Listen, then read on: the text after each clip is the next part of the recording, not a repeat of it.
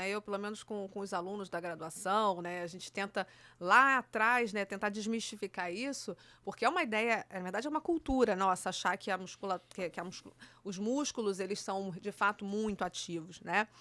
E assim, eu até rebato essa ideia com eles, no sentido de que imagina que a gente tem, em média, aí, né, pensando na tua massa corporal total, a gente tem ali de 30% a 35% da massa corporal de um indivíduo, né, saudável, de massa muscular, né, de um indivíduo considerado padrão, né, de massa muscular. Você imagina se 30%, 40% da sua massa corporal total fosse de fato tão ativo como a gente imagina que é, como as pessoas imaginam, né? Ou seja, a gente deveria comer muito mais para nos manter vivos.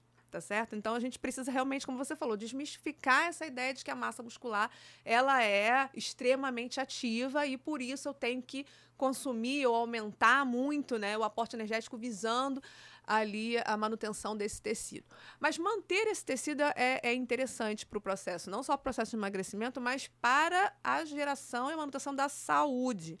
Como a gente mesmo falou, quando você começa a fazer uma atividade física, os ganhos que você tem, né, na sua saúde, na sua qualidade de vida, eles vão muito além do que simplesmente a perda de peso corporal. Né? Por vezes, quando você consegue fazer um trabalho físico de qualidade com esses indivíduos, seja ele sobrepeso ou obeso, você consegue ter uma qualidade de vida melhor, diminuir os parâmetros bioquímicos, né, que a gente tenta evitar, sem ter aquela redução de 10, né, quilos na balança, tá certo? Então, ou seja, a qualidade de vida dele aumenta muito, bem antes, digamos assim, de chegar naquele, ou no platô, ou de chegar talvez ali no peso, né, tão estipulado ou desejado, né? Então, a importância da atividade física, que ela é uma estratégia para o emagrecimento, né? Sem dúvida, tá certo? Então, existe, assim,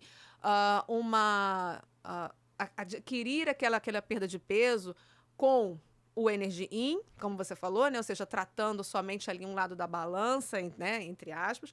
E você tem as estratégias que você manipula a quantidade calórica consumida e também o gasto calórico, né? Então, a gente começar a falar ali do papel do exercício físico, né? Além do gasto calórico. E aí, falando nisso, existe uma outra coisa também que a gente precisa entender com muito cuidado, que é quando eu começo a fazer uma atividade física, quando eu introduzo ali uma atividade física, eu vou prescrever o determinado tipo de exercício para o indivíduo que quer perder peso, né? A expectativa desse indivíduo, do paciente, é que ele vai gastar muitas calorias com o exercício físico. Né? Então, ele chega para a gente com essa ideia, né? Então, o exercício físico, eu preciso dele para gastar calorias e aí chegar ali naquele déficit calórico lá estipulado. Tá? Então, a ideia de que o exercício físico vai gerar um gasto calórico muito grande. E a gente, na prática, sabe que, na realidade, não é assim. Né? Não que o exercício físico não vá demandar, né, Thiago, uma atividade, um gasto calórico, mas chegar a um gasto calórico muito elevado não é a realidade. Principalmente se a gente pensa no indivíduo que está com sobrepeso, né, o indivíduo obeso. Então, a gente já parte do pressuposto, né, que ele já não tem uma qualidade física tão bem assim. Normalmente é um indivíduo sedentário, a maior parte é um indivíduo inexperiente em vários tipos de modalidades de exercício.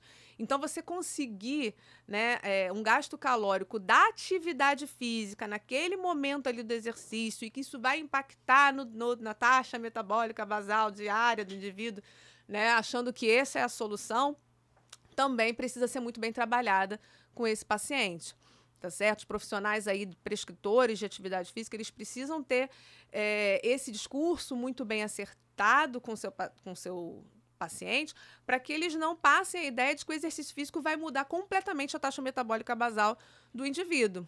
Né? Então, a gente sabe que quanto mais intenso o exercício, quanto mais esforço, ou mais frequente, mais volume, a tendência é ter um gasto calórico maior. Mas, né, é muito difícil você estipular um déficit calórico só com o exercício físico, né? Criar essa expectativa no paciente, ela é muito complicada, tá certo? Eu consigo, né? A gente consegue, por exemplo, ter um déficit calórico mais agressivo com a dieta do que com o exercício físico. Como você falou, né? As dietas restritivas, né? Aquelas bem agressivas são de 400 a 800 quilocalorias dia, né? Para você estipular um gasto energético do exercício de 800 quilocalorias é muito complicado. o cara tem que fazer muito esforço. Então, você pensa no indivíduo obeso, no indivíduo com sobrepeso, que vai gastar durante o exercício físico 800 quilocalorias, né? É quase que uma estratégia inatingível, tá certo? Então, a gente também tem que desmistificar com as pessoas esse padrão de que o exercício físico gasta muita caloria. Na verdade, não é assim que acontece.